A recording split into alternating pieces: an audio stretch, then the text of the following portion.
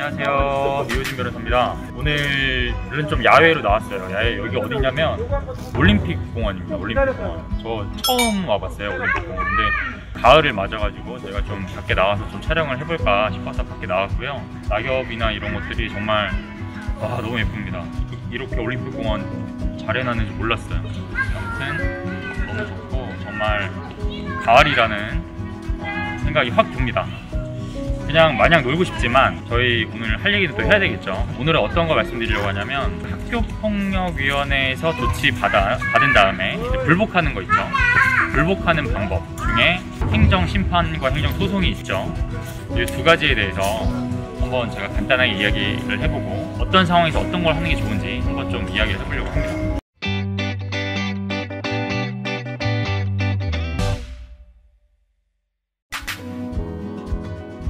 일단은 행정심판이랑 행정소송의 가장 큰 차이점이 뭐냐면 진행하는 주체예요. 행정심판은 행정심판위원회라는 데서 관장을 합니다. 그 학폭위가 열렸던 그 교육지원청이 피청구인이 됩니다. 청구인은 피해자 또는 가해자, 해당 조치가 너무 과하게 나왔다든가 피해자의 경우에는 너무 가해자의 조치가 약하게 나왔다든가 라고 하면 부당함을 느낄 수 있겠죠. 청구인이 행정심판 청구서라는 거를 만약에 서울 사건이면은 서울시 교육청 행정심판위원회, 경기도 사건이면 경기도 교육청 행정심판위원회라는 곳에 접수를 합니다. 서류로도 예전엔 많이 했는데 요새는 이제 온라인 행정심판이라는 사이트가 있어요. 거기에다 이제 전자로 주로 많이 합니다. 그 홈페이지 보면은 피처분청, 우리 그 학폭위 결과 통지서 보면 맨 밑에 중부교육지원청 교육장 이렇게 나와 있거든요. 그거를 기입하면은 됩니다. 자동으로 관할이랑 설정이 다 들어가요. 청구서 놓고 학폭위에 제출했던 자료도 괜찮고 추가적으로 어떤 자료가 나왔다면 그것도 이제 넣으면 좋고요. 반면에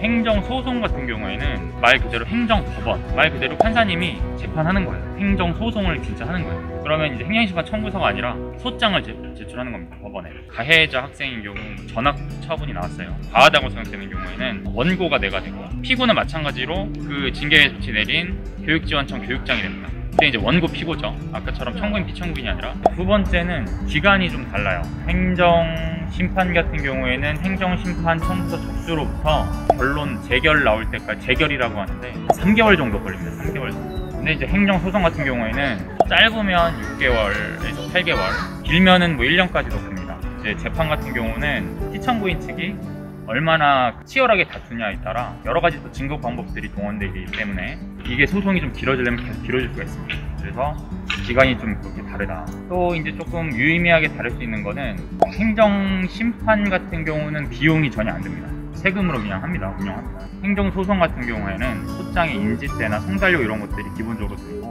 그 다음에 만약에 해소를 했다고 하면 상대방이 피청구인 측이 교육지원청이 뭔가 변호사를 선임을 했다라고 하면 그 소송 비용을 나중에 물어야 될 수 있어요.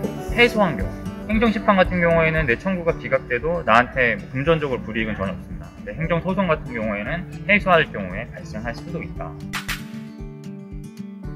행정심판 같은 경우에는 어떻게 보면 그 판단 주체를 행정심판위원회로 바꿔서 다시 한번 평가를 받는 약간 이런 의미가 좀 강합니다. 그렇기 때문에 뭔가 청구인 측에서 적극적으로 막 증거 방법들을 막 여러 가지 제시해가지고 할 수 있는 운신의 부분이 좋습니다.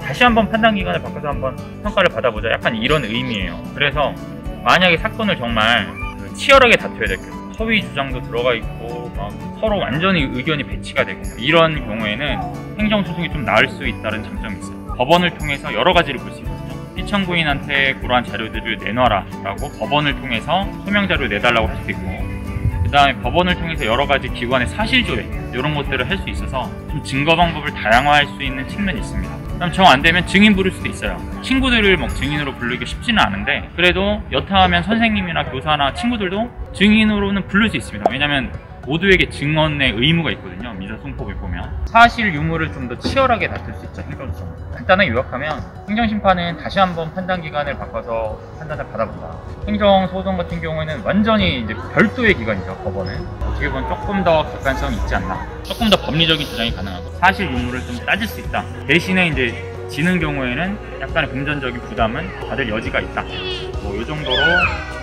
정리를 할 수 있을 것 같습니다.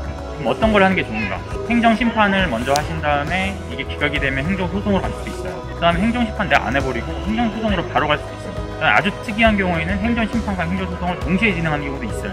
어떤 절차를 해야 될지는 꼭 법률 전문가의 조언을 받아보시는 것을 추천을 드리도록 하겠습니다. 오늘 여기까지 말씀드리고요. 코로나 많이 좀 잠잠해졌지만 그래도 건강 유의하시고 조심하는 한도 내에서 이렇게 좀 가을 정취도 좀 느끼시고 이렇게 건강하게 행복하게 잘 지내셨으면 좋겠습니다. 또 궁금하신 거 있으면 댓글 달아주시면 제가 답변 드리도록 하겠습니다. 네, 오늘 여기까지입니다. 감사합니다.